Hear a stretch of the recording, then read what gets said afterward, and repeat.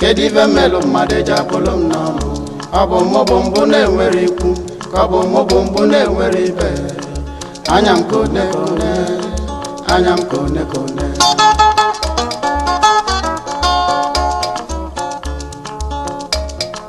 kedu ife mmelụ mmadụ eji akpụlụ m n'ọnụ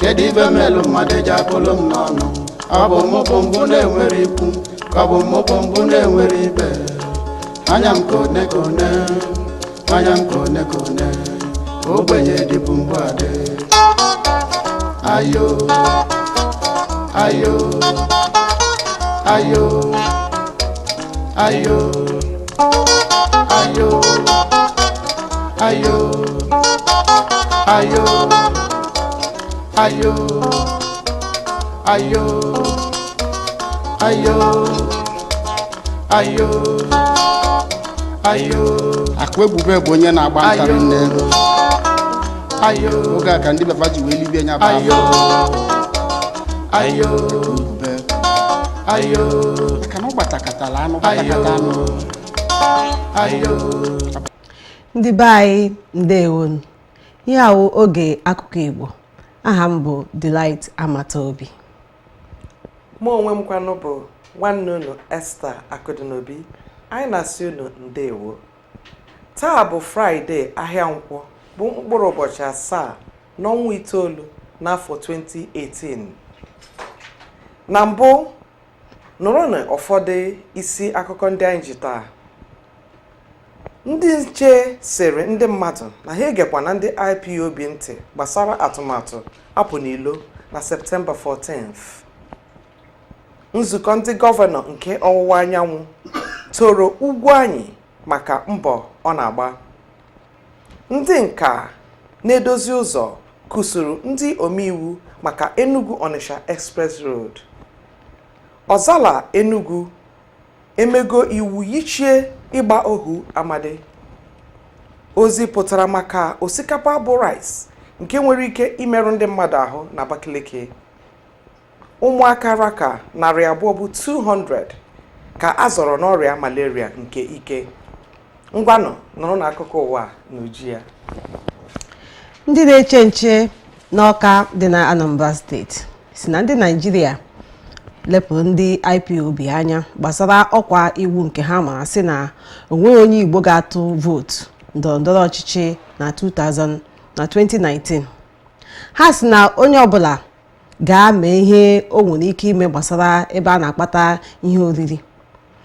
Kọmishọna Imo steeti nke bụ Gaba Umar sịkwa na ndị otu IPOB abụghị ezigbo otu, ya mere na iwu ha enweghị ike ọbụla n'obodo. Gaba Umar sịkwa na ndị mmadụ atụkwala ndị IPOB ụjọ gbasara ihe nke ha na-aga ime, na ihe gbasara ịtụ vootu nke ndọrọndọrọ ọchịchị bụ ihe a na-eme n'obodo, ọ bụghị ihe mmadụ ga-enye iwu si onye mena. Ya mere ọ si onye ọbụla na-aga ebe ọ na-akpata ihe ọ na-eri ọ na-enye ndị ezinụlọ ya biko ya gaa ọrụ ya ma egekwala ndị IPOB ntị. Ọ sịkwa na ihe gbasara IPOB na ọ bụghị ezigbote ihe, na ihe a na-akụziri ndị mmadụ abụghị ihe ha kwesịrị ịdị na-eme, na ndọrọndọrọ ọchịchị vootu nke a ga-atụ na Septemba nke ọnwa 14 bụ ezigbote ihe nke onye ọbụla nwere akọnuche ga-apụ gaa mee. Ọ sị na ha jisi ike pụọ gaa mee ihe ha kwesịrị ime ma hapụga ọkwa nke ndị IPOB si na onye ọbụla nọ n'ụlọ na ọkwa n'ụlọ mewa gịnị. Biko onye ọbụla ebe n'ebe ọbụla unu nọ ụbọchị ahụ na unu pụọ ga-achọta ihe unu ga-enye ndị ezinụlọ unu. N'Aba bụ obodo ọdụ ahịa nke Abia steeti bụkwa n'obodo ji isi nguzo nke Abia steeti. Ndị nta akụkọ anyị na-ekwu na a na-awụnye dọtị na gọta o wee na-afasisi ebe mmiri si ekwopụ n'obodo. Nke a na-eme ka mmiri zosia ọtụtụ ebe abụrụ mmiri anwụnta a na-amụwanye n'obodo. Ndị mmadụ a na-enwe nsogbu maka n'ihi ya. Ndị ụgbọala enweghịkwa ike ịgbagharị n'obodo ka ha kwesịrị. ndị na-abata n'obodo site n'obodo ndị ọzọ ịzụ ahịa na-aba enwe nsogbu dị iche iche. Anyị matakwara na gọọmenti nke gọvanọ Okezie Ikpeazụ emezigo ụzọ na-aba otu ekwesịrị, tinye drainage system dịka nke dị na Europe na America ka e wee nwee ike mịpụ mmiri n'ala ma enwee mmiri ozuzo, kama enweghị ebe a na-ekpofu ahịhịa n'obodo Aba. Bọket nke ndị Environmental Protection Agency nke Abia steeti nke kwesịrị ịdị ebe hiri nne ka o si adị na Europe na America dị nnọọ n'ebe ụfọdụ. Ya mere ka edunye ụmụaka ka ha kpofuo ahịhịa, ha bịa wunye ya na gọta ma ọ bụ n'ụzọ. Ndị bi n'Aba na-eti mkpu sị na ndị gọọmenti kwesịrị itinye anya n'ihe niile ka ọ ga-abụ etinye ha anya na nke a mee nke a emekwa nke ọzọ ka ndị mmadụ nwee ike bie ndụ n'udo. Nke a bụ ozi ekele chairman ndị South East gọvanọ nakwa gọvanọ ndị Ebonyi steeti bụ gọvanọ David Umahi na-enye ekele ọma na-asị na ihe gọvanọ Enugu steeti na-eme dị ha mma n'obi. Ọ sịkwa na aka ọrụ gọvanọ Ugwuanyi dị ha mma n'obi na ihe ndị ọ na-emepụta n'ala Enugu steeti bụ ọrụ ọma, na ọ na-ebutekwa ihe ndị eji emepe obodo n'ala Enugu steeti nke ọ na-asị na onye ọbụla mụrụ ya wee na-eme. Ndị kwuru okwu ọma na ọgbakọ ahụ bụ ọgbakọ ha nwere na gọọmenti haus gbasara e-health Africa bụ gọvanọ David Umahi nke Ebonyi steeti, gọvanọ Dr. Okezie Ikpeazụ nke ndị Abia steeti, Prọfesọ Bat Nnaji, Dr. Kalu O Kalu bụ onye nke bịara nọchie anya ndị South East Nigeria Development Fund, Chinedu Enemeọnụ bụkwa onye nke ndị e-health Africa.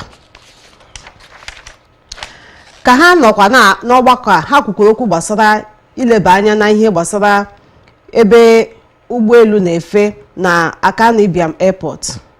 Ha kpọrọ oku si na minista bịa nyere ha aka imezi ihe gbasara ebe ụgbọelu na-efe, gbasara ọkụ nke na-enye aka ka ụgbọelu fetuo nke ọma. Ha sị na ihe a bụ okwu a ga-aza ọsịsọ, ihe kwesịrị ime okwu ugbu a.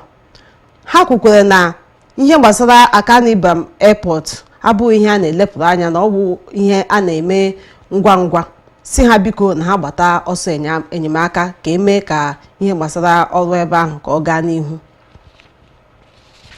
Na ụmụabịakwa n'obi ngwa lokal gọọmenti nke Abia steeti, ụmụ nwanyị ndị na-azụ ụzọ ma na-echicha ya tiri mkpu akwa gwa ụmụ ụwa na akwụbeghị ha ụgwọ ihe raka ọnwa 8. Ha sịkwa na ha bụ ndị ọrụ nke steeti gọọmenti nke Abia steeti. Nke a pụrụ ezigbote nsogbu n'obodo, bụrụkwa ihe nkọtọ na asịrị na ihere. Kama mkpụrụ ụbọchị abụọ gara aga, ọtụtụ ụmụ nwaanyị a kwulitere okwu sị na ha abụghị ndị ọrụ gọọmenti maka na onweghị akwụkwọ ha bịanyere aka ma ọ bụkwa kọntraktị enyere ha sị na ha bụ ndị gọọmenti employees. Kama na ha bụ ụmụ nwaanyị a, ha gbakọta aka zawa ụzọ maka na obiọma kpara ha na nwa ha bụ gọvanọ Ikpeazụ pụtara bịa rụọ ụzọ korota bụ ihe ha na-enweghị mbụ na be ha. O wee nye ha obi aṅụrị, ha ewee bido mewe nke a. Oge ha nọ na-emekwa ihe nke a, nwunye gọvanọ Ikpeazụ nwetara ozi na ụmụ nwaanyị a na-eme ihe ndị a. O wee pụta kene ha, wee kwe ha nkwa na a ga na-enye ha 10,000 naira n'ọnwa, maka na ọ natara n'ozi na ụmụ nwaanyị a bụ ụmụ nwaanyị isi mkpe. Ewee na-enye ha ego a na-eje emesizie. Mgbe na-enye ezi ha ego a, ndị otu ọzọ bụ ndị ndọrọndọrọ ọchịchị ọzọ bụ ndị ọjọọ chọrọ imebi aha obodo ga-agwazie ndị ụmụ nwaanyị a na ha kwuo na eji ha ụgwọ. Ụmụ nwaanyị a pụtazie gwawa ndị mmadụ na gọọmenti ji ha ụgwọ, na ha bụkwanụ ndị ọrụ gọọmenti. Nke a bụrụ ihe asị, bụrụ ihe nkọtọ.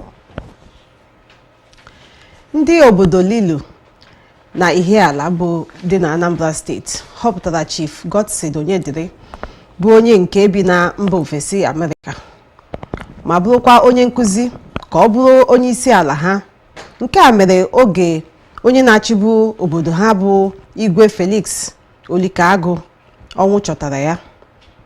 Onye isi ala mpaghara obodo ha kamgbe 1984 wee rute oge ọnwụ chọtara ya. Reverend Samson Okwudiri bụ onye nyere aka ka e nwee otu kọmitii nke ga-ahọpụta onye ga-anọchi anya Felix Olikaagụ. Ndị ha wepụtara mmadụ 6 ndị kwetara na ha chọrọ ịchị obodo ahụ, mana n'ime mmadụ 6 a ha kwekọtara na onye ọbụla bụ onye nke enyere vootu bụ onye ga-achị. Aha ndị pụtakwanụ gosi na ihe dị mma na ha chọrọ iwu onye ga-anọchi anya Igwe Felix Olikaagụ bụ Maazị Chief Bernard Ebuzeme, Maazị Chief Felix Eze Nwajugo, Nze Ọnụọha otu agbaji Ezelibe, Chief Godson Onyediri, Prọfesọ Michael Obi onye ka ọnwụ nakwa Chief Eze Anyaezu Ihechukwu. Mmadụ 6 a kwekwara nkwa si na onye ọbụla ọha wepụtara si na ọ onye ga-achị bụ onye ha ga-ekwetara na nsogbu agaghị adị ya. Ha tụnyere Chief Godson Onyediri ka ọ bụrụ onye ga-achị ha, ka ọ bụrụ igwe obodo ha, nke onye ọbụla kwetakwara n'obi ọma. Ka ha mere nke a, ha kpuwere ya okpueze, o wee soro ha wee rie ji mee ka mmemme obodo a ka ọ bụrụ ihe gara n'ihu. Ọ gakwara na ụlọ ụka gaa tụọ mma. Ọ gara n'ụlọ ụka St. Charles Catholic Church, All Saint Anglican Church, Christ Holy Church nakwa odozi obodo wee gaa tụọ mma na otu Chukwu si wee mee ka ihe ndọrọndọrọ ọchịchị igwe obodo ha ji wee gaa n'ihu.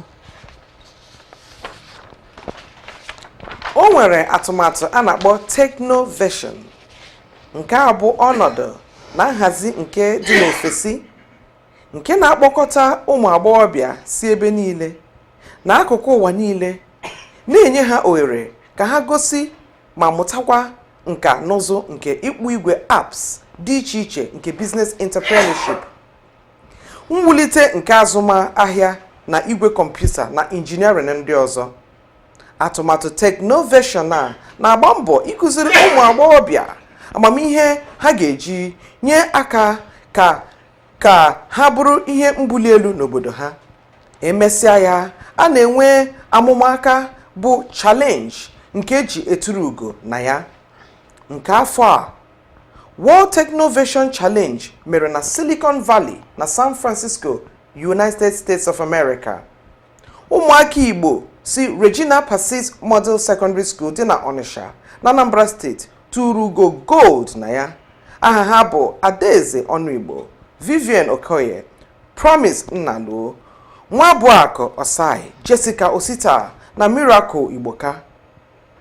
Ha wee chi otu a gosi ụmụ ụwa na ọ bụrụ ọsọsọ na football na ịgụ egwu ka ndị ojii nọ na ya, na anyị nọkwa na mmụta nke sayensị. Gọvanọ Obianọ wee si otu a kwanyere ụmụaka ugwu kwesịrị ha, wee nye ha 1 million naira n'otu, wee kwekwa ha nkwa na Anambra State Government ga-azụ ha ruo bachelor's degree. Nke a bụ ozi si Anambra South abịa. Ụmụ dim Chukwuemeka Odimegwu Ojukwu si na ha agaghị akwado nwunye nna ha bụ Bianca Ojukwu na ihe politiks apụga. Dọkịnta Ike Ojukwu gwara ndị odeakwụkwọ si na ọ gaghị awụ ihe ziri ezi na nwaanyị bụ onye ngwo n'Enugu steeti ga-abịa wụrụ onye ga-ewe ọchịchị na Anambra steeti. Ọ sị na ihe nke a agaghị awụ ihe ha ga-akwado. Ụmụ Chukwuemeka Odimegwu Ojukwu gakwara n'ihu si na ndị apụga nwere ike tinye onye ọbụla ha chọrọ, mana ọ wụrụ Bianca Ojukwu na ha agaghị akwado ya, mana ha mee nke dị ha mma.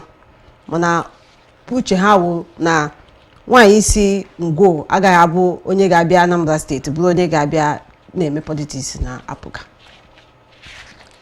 Ndị otu engineers nke Nigeria akụsigo ndị na-eme iwu na Nigeria maka ntipịa nke ụzọ Enugu Onitsha Expressway. ha sị na ndị omeiwu nke Naịjirịa etinyegaghị anya na ya bụ ụzọ ịfụ na ọ bụ ihe arụsịrị arụsị ka ndị mmadụ kuo ume ndụ. N'Awka emere nzukọ nke ndị nka na ụzụ nke Naịjirịa, ndị injinia wee kwuo okwu sị na ndị gọọmenti etiti na-etinye nnukwute ego n'ịrụ ụzọ kama ha ga-agba nkịtị lefuo anya ndị ministri were ego jee mee ihe dị ha mma ma ọ bụkwa were ego rụọ ụzọ dị na ebeke ha. Ndị otu injinias wee gaa n'iru na-asị na abịa na ministries dị iche iche n'obodo Naịjirịa, ndị nọ n'isi bụ ndị na-amaghị ihe ọbụla gbasara ọrụ a na-alụ na ministri ahụ. Ọ dị ka abịa na Ministry of Power, Works and Housing, eje kpọrọ ndị gụrụ law tinye n'ebe ahụ, ndị na-amaghị ihe ọbụla gbasara injiniarịn. Oge edupụrụ ndị mmadụ ọrụ, ha agaghị enwe ike mara ma ọ bụ ma ọrụrụ ya ọfụma ma arụrụ ya ọfụma. Ndị mmadụ wee nọrọ na nsogbu na afụfụ maka nke a. Oge okwu ndị a gasịrị, onye na-esote gọvanọ Obianọ bụ Dr. Nkem Okeke wee kwe nkwa sị na a ga-etinye anya n'ihe ndị a wee gbaa mbọ fụ na ndị maara ihe a na-akọ ga-abụ ndị ga-anọ n'isi na ministri niile nọ n'ala Igbo. Onye isi oche ndị Nigeria Bar Association NBA na Oboloafọ dị na Udenu Local Government Area dị na Enugu State bụ Maazị Emmanuel Emeka Agụndụ bụ onye egburegbu n'ụbọchị taa. Ndị ogbu mmadụ arara nwa amadi a site na Oboloafọ were gawa na Nsụka Local Government. N'ebe a ka ha were egbe wee gbagbuo nwa amadi a, ya wee wụrụ onye nọ na ili taa. Ndị gbagburu ya achọọla igbu ya kamgbe otu ọnwa. Ha gbagbuola nwa amadi a egbe n'oge gara aga nke akpọjere ya ụlọ ọgwụ wee gwọta ya. Mana n'oge nke a ha gbara ya wee gbagbuo ya. Ha jiri ụzọ aghụghọ wee raga ya na Nsụka Local Government. Ebe ahụ ka ha were egbe wee gbaa ya gbagbuo ya, o wee wuru onye nwụrụ anwụ n'ụbọchị taa. Ya mere nwa amadi a awụzikwe onye nọ na ala ndị mmadụ taa. N'izu ụka nke anọ communities nke Enugu East Senatorial District mechiri ma chichapụ omenala nke ohu amadi bụ slaves versus freeborn tradition nke ndị nna nna ha hiwere n'obodo Nkanu niile.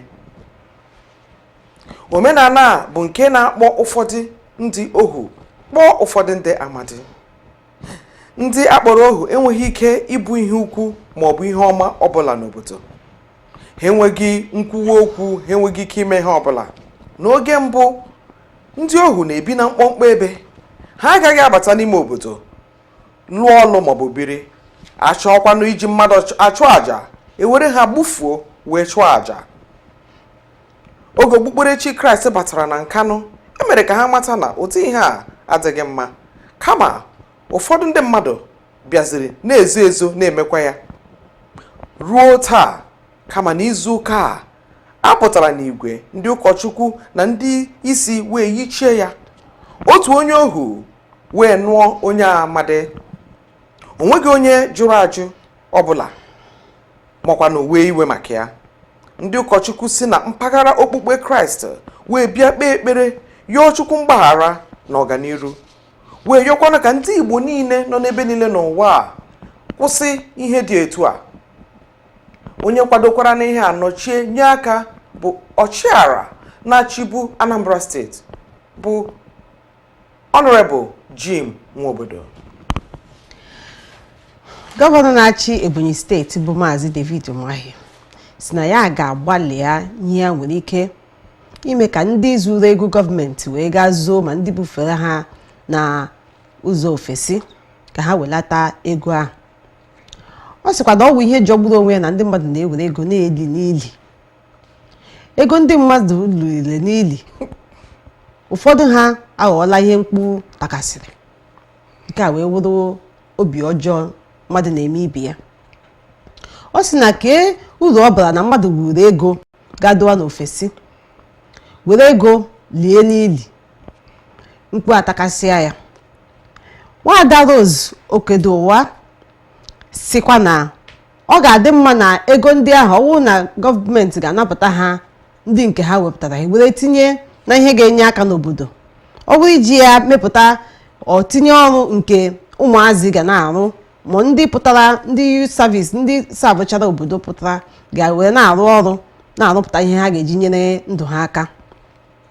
Ọ na-ayọ ndị buru ego gọọmenti ga-azụ si ha biko ha welata ebedebe ọbụla ha dore ya na a ga-enye aka ka ha were ya tinye wee wawu ibute investment nke ga-enye aka n'obodo na ọ ga-adị mma. Sikwa na gọọmenti ga-enye aka ma hapụga ime ihe ga-eme ka ụjọ na-atụ ndị ji ego ka ha ghara iwelata ya mana nye ha ọnọdụ nke ha ga-eji wee ha bulata ego ka o nwee ike banye n'onye ukwu banye onye nta kema mkpu ga-ata ha n'ili ebe ha liri ya. Akụkọ ụjọ na egwu pụtara na Abakaliki n'oge na-adịghị anya na o nwere osikapa bụ rice n'oyibo nke nwere poison nwere ike igbu mmadụ maọbụ merụọ mmadụ ahụ nke si na Abakaliki rice mill pụta n'izu ụka a. Onye isi nke Abakaliki rice mill bụ Dikin Joseph Nnehu gwara ndị ozi na ọ bụ maka election ka ndị ọzọ ọchịchị ọjọọ ndị chọrọ iji ụzọ asị maọbụ ihe ọjọọ dị iche iche banye n'ọchịchị. Ọ bụ ndị a na-efesasị akụkọ ọjọọ a ka ha were mebie ihe ka atụba ndị mmadụ egwu ka ndị mmadụ bụrụ ndị na-atụ ụjọ n'obodo ha.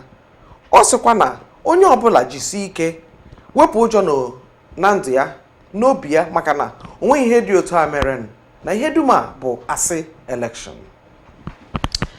Nke a bụkwa okwu gbasara ihe mbụ adịmbụ na-ekwu gbasara Akanu-Ibiam Airport.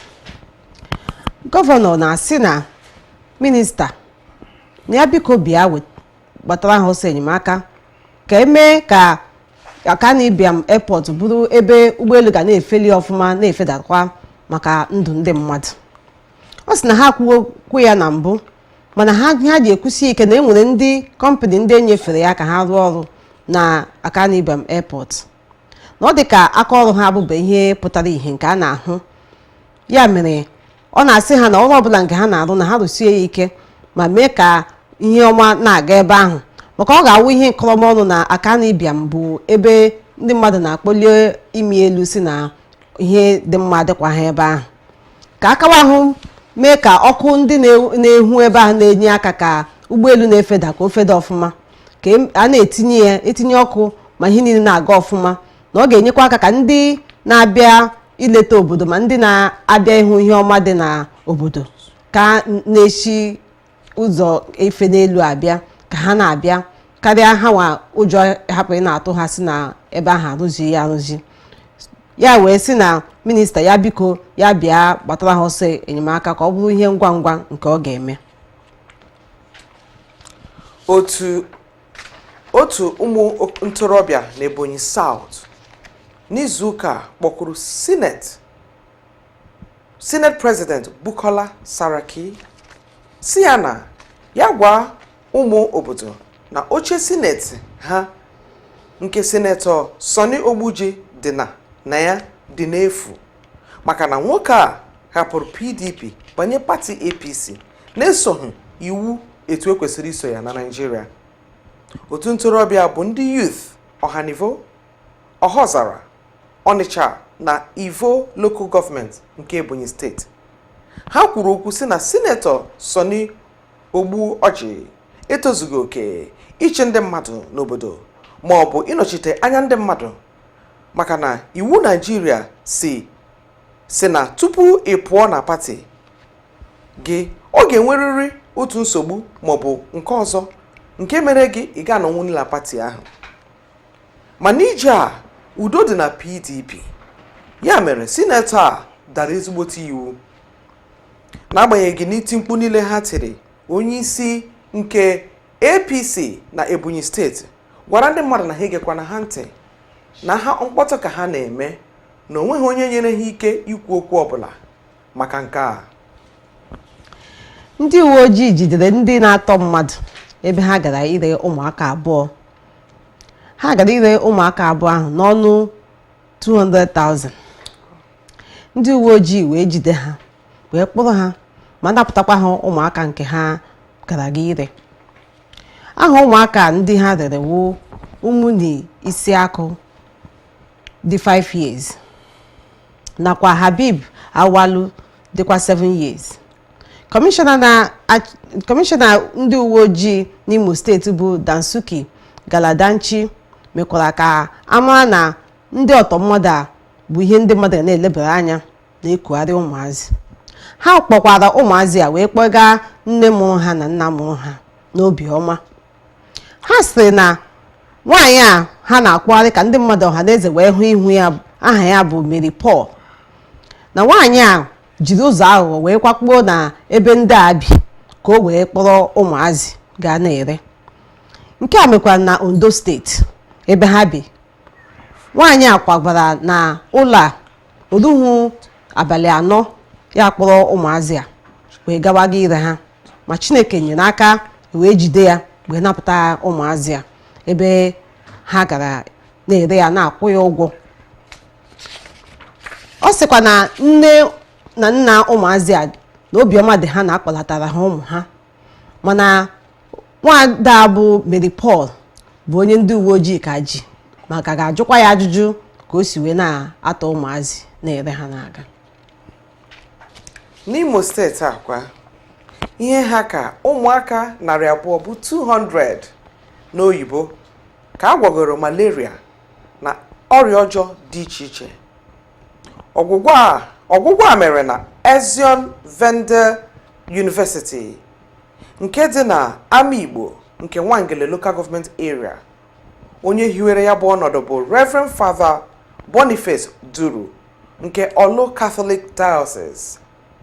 Ụkọchukwu a na ndị ọcha dị iche iche ndị na-alụ ọrụ ahụike si na Europe na America nọ na-enyere ndị ọrịa malaria, hypertension na diabetes aka na Imo steeti. Ụkọchukwu a kwuru na ọ bụ ụbọchị ọjọọ na ihe isi ike na-ebute ọrịa ọjọọ dị iche iche. Ọ sị n'oge mbụ ọ bụ sọsọ malaria bụ nsogbu Afrịka nwere na nnukwu, kama tata ụzọ ọjọọ enweghị mmiri na ihe ọjọọ dị iche iche na-enyere na ihe niile dị iche iche na-enyere ndụ aka emewo ka ndị mmadụ ma ndị okenye ma ụmụaka na-ayazi ọrịa ọjọọ dị iche iche. O wee ya ayịyọ si ndị gọọmenti na ha bata rụzie ụzọ gedu bata na Ezion Vende University a, maka na missionaries si Italy, Europe, America na-alụ ọlụ na ya bụ ụlọọgwụ a na-enyere ndị ogbenye aka.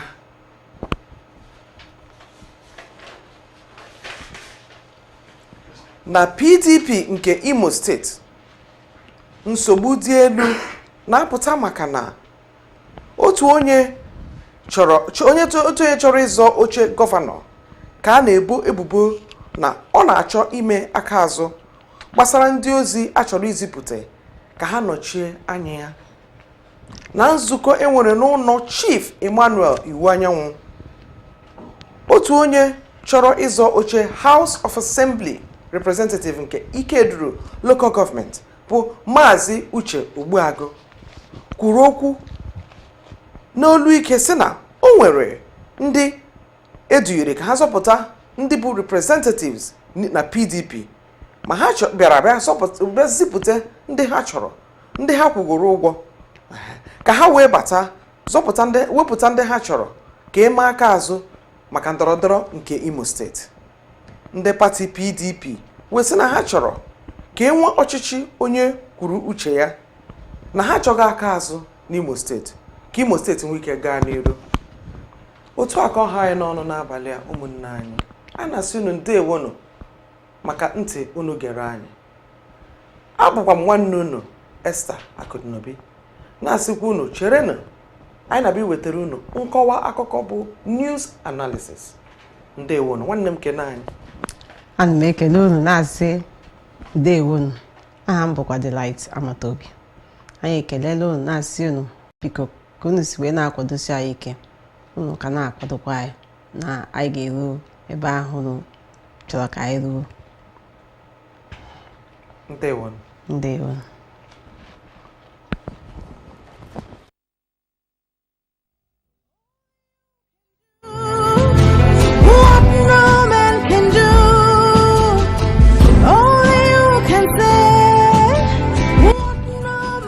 You are invited to a one-to-one with OPM in London.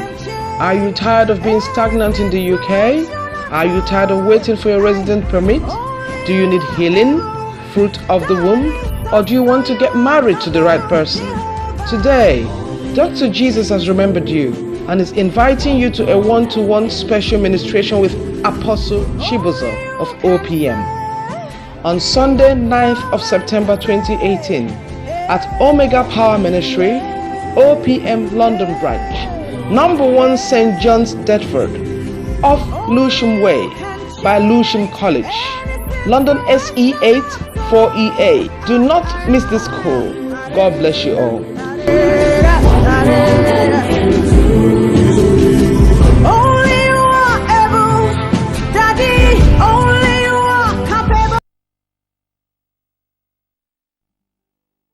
Igbo Union Cork in Ireland invites you to their New Yam Festival on Saturday 22nd of September 2018 at Cork City Hall, time 2 p.m. We will be featuring a celebratory red carpet session, cultural displays, photo opportunity, live performance, DJ performance from DJ Boost. MC for the day, Chief Valentine Akutinobi, CEO Igboamaka UK. For more info, contact +353 879 066 954 +353 861 555 930 +353 894 888 018. Web www.igbounioncorkireland.org. Be there.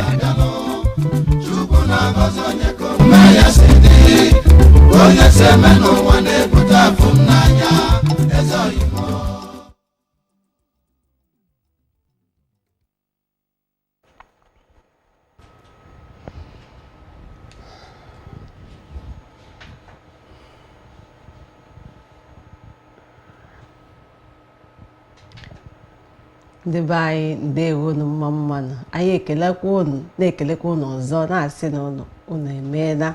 Anyị mana unu na-ege anyị ntị, anyị na-agbalị ike anyị, mana anyị ga na-ejichukwu ike na-emekwa na-ewelite aka na-eme nke ga na-eme unu obiọma. Ugbu a anyị chọrọ ịkọwa akụkọ ihe gbasara akụkọ ụwa anyị kọrọ ụbọchị taa. Nwanne m nwaanyị nwere nke ikwuru ma aghọtachaghị, a ma achọ ka ị kọwara anyị ma kọwakwara mụ na onwe m nọ ebe a ihe gbasara ohu amadi a. Kedu ihe mere n'obodo a eji wee si na a ga-enwezikwa ihe gbasara ohu amadi n'obodo a? Biko kọwara anyị ma kpọkwara anyị aha obodo nke a mere na ọ wee ezigbote ihe ịnụ. Nwanne m ndewo, ụmụnne m onye na-ekwu bụ Esther Akudinobi. Ozi bata na obodo Nkanu East communities, maka ọ bụ community buru ibu nọ na Enugu steeti, na abịara mechie ihe a na-akpọ ohu amadi caste system, bụ na abịa ụfọdụ ndị akpọ ha ohu, ụfọdụ ndị akpọ ha amadi, dịka a nakwa eme n'Igbo asị na ọ bụ osu. Ọwụ ya ka a na-akpọ osu. Ewa bụ osu, ọdịkwa ihe niile a bụ dịka ndị ọcha na-agba na ọ dị synonymous. Yiri onwe ha, ọkwa the same system. Abịa sị na outcast, asị na onye awụ onye awụ onye. Mmadụ niile bụ otu Chukwu kere. Asị na abịara mgbe oge gboo, oge gara aga, na ndị mmadụ bịa na asị na onye a bụ osu, onye abụ amadi. Onye bụ amadi ga-abịanwu chi obodo, mezi obodo, mee ihe sọrọ onye bụ ohu ga-ebi na mkpọmkpọ ebe. Onye bụ ohu agaghị emesara ahụ n'obodo, ọ ga-abụli igwe ọ ga-abụli onowu ọ ga-awụli ọbụrụ nze n'oto nze maọbụ ọzọ ọ bụrụgo na o tozuru oke asị na a ga-enye ya maka na ọ bụ ohu ihe nke ọjọọ ọzọ abụrụ amadi abịa ha ebiri ebe ha bi nke kacha njọ bụ ọ bụrụ na ị niile oge ha ka na-egbufu mmadụ were chụọrọ chie aja akpọrọ onye bụ ohu egbufuo ya were ọbara ya wufuo makwana nke ụmụaka ya ha enweghị nnwere onwe ọyịwawe ihe mere na-eme oge ahụ abịa sị na mgbe ndị ụka batara abịa na kwuoro ha okwu Kraịst sị na otu ihe adịcha mma na ụkọchukwu chiwe chọọ ya na Chukwu ekeghị mmadụ si na ị ga-awụ ohu na ị ga-awụ ohu. Yes, eme ya kama ụfọdụ ndị mmadụ nọrọ na-emekwa ya na nzuzo na-aga mmadụ bịa pụọ hụ nwa agbọghọbịa dị ya mma sị na ya ọwụ ohu ọ gaghị alụ ya na oshikwa ebe na ị gaghị n'ebe nwa amadi ị gaghị alụ onye mwute kama abịazie kịta pụta yichie ya ka chie ya sị ama mmezi ya ọzọ. Kedu obodo ihe a mere ka m chọrọ ịnụ? Kedu obodo? Kano na Enugu steeti. Abịa kpee ekpere yichie ya ji nwa obodo na ọtụtụ ndị Catholic priest, CMS priest, Pentecostal pastors ha gbakọtara ndị otu Kraịst niile shi mpaghara Kraịst niile nọkọtara kpee ekpere yichie ya asị mmadụ na-abụ chọrọ ịnụ bụ ndị osu na ndị na-awụ ozu ma ha nụọ ọfụma jikọ aka ihe mere ha lụọ o wee gaa n'ihu ihe mere na onye nwawa akụkọ a bụkwa n'ezigbote akụkọ. Ndị be anyị unu anụnanụ ihe gbasara osu a na ihe gbasara ndị onye wu ohu na onye awụghị ihe awụ ihe mere na gboo.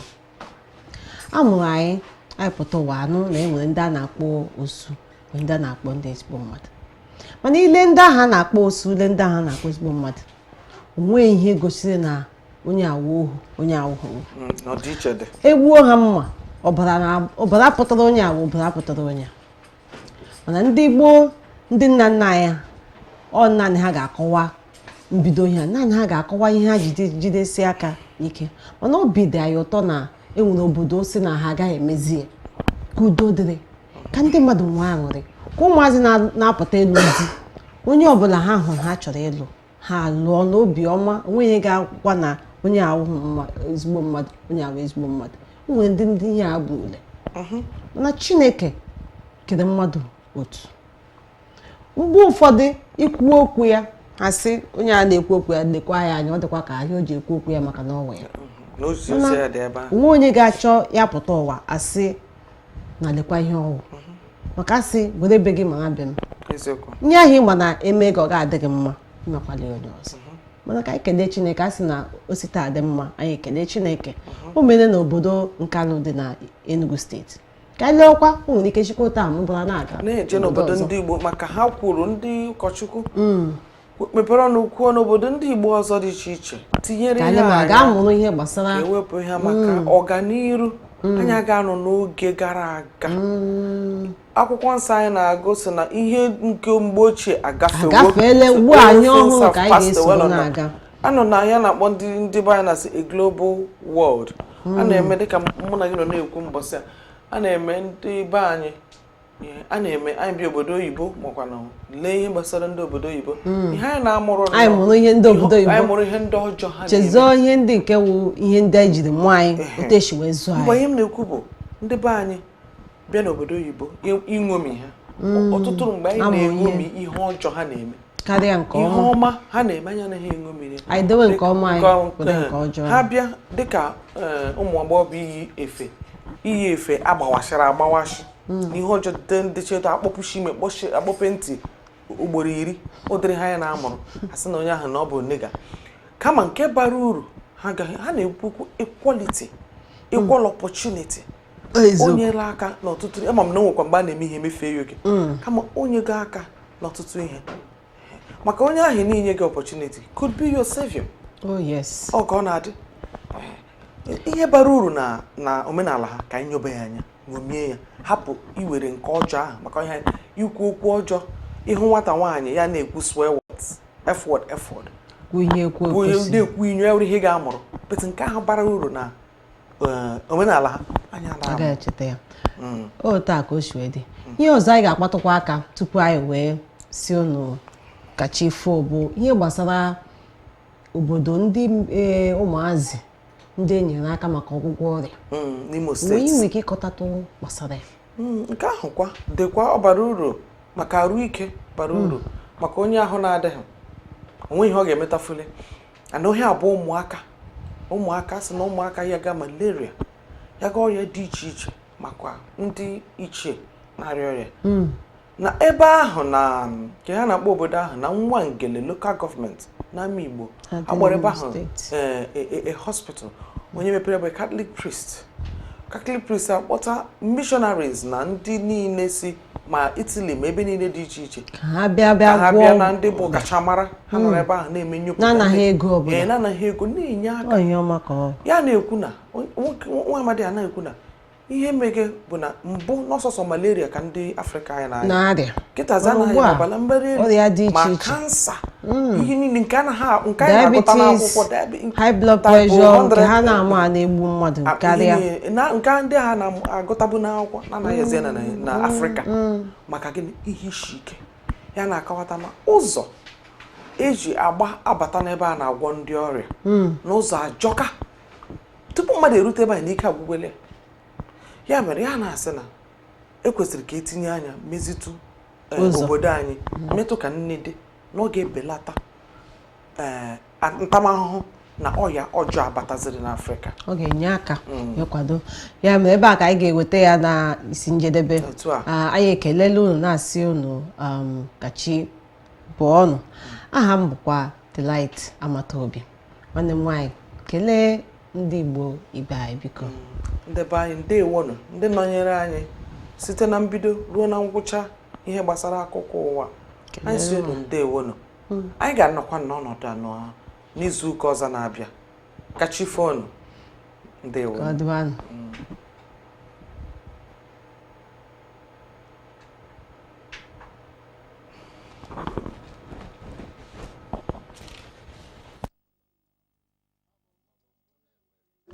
Kabo mobombo na-enwere ibe anya m kone anya m kone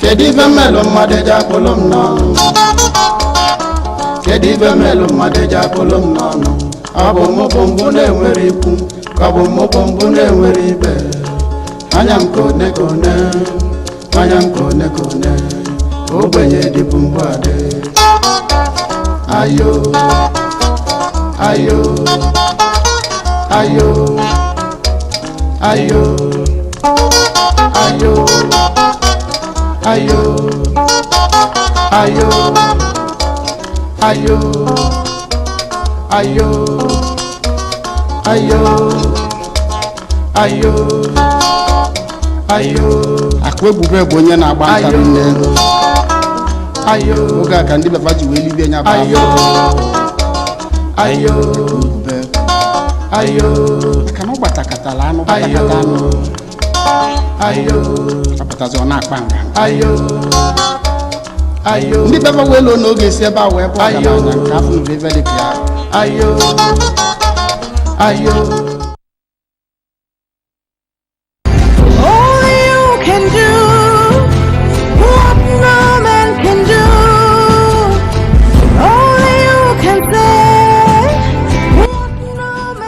You are invited to a one-to-one with OPM in London. Are you tired of being stagnant in the UK? Are you tired of waiting for your resident permit? Do you need healing, fruit of the womb? Or do you want to get married to the right person? Today, Dr. Jesus has remembered you and is inviting you to a one-to-one special ministration with Apostle Chibuzo of OPM. On Sunday, 9th of September 2018, at Omega Power Ministry, OPM London branch, number 1 St. John's, Deptford, off Lewisham Way by Lewisham College, London SE8 4EA. Do not miss this call. God bless you all.